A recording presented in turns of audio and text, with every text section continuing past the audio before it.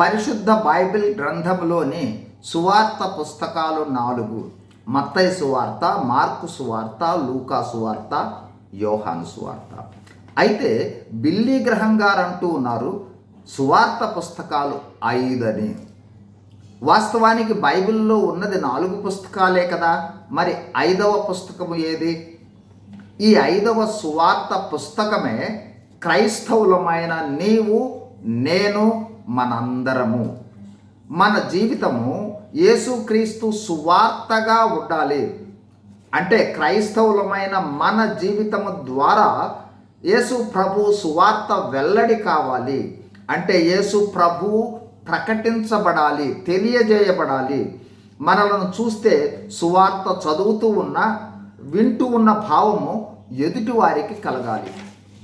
ఈ వాక్యాన్ని ఒకసారి గమనించండి. 2 కొరింథీ 3:2లో పౌలు భక్తుడు కొరింథీ సంఘానికి రాస్తూ, మనుషులందరూ తెలుసుకొనుచు చదువుకొనుచున్న మా పత్రిక మీరే కారా.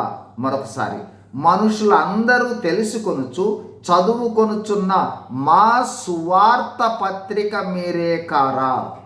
అంటే మనమే సువార్త ప్రకటన, మన జీవితమే సువార్త.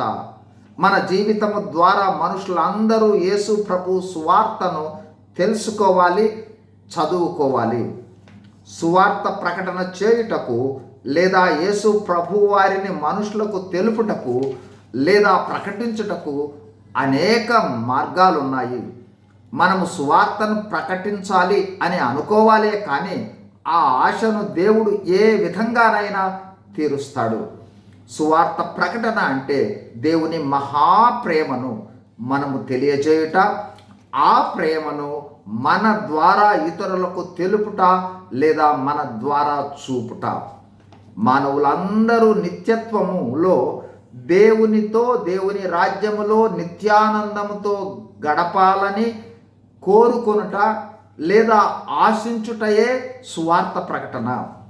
సువార్తను మన జీవితాల ద్వారా అనేకులకు ప్రకటిద్దాం.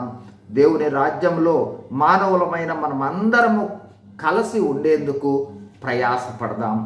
God bless you. Thank you.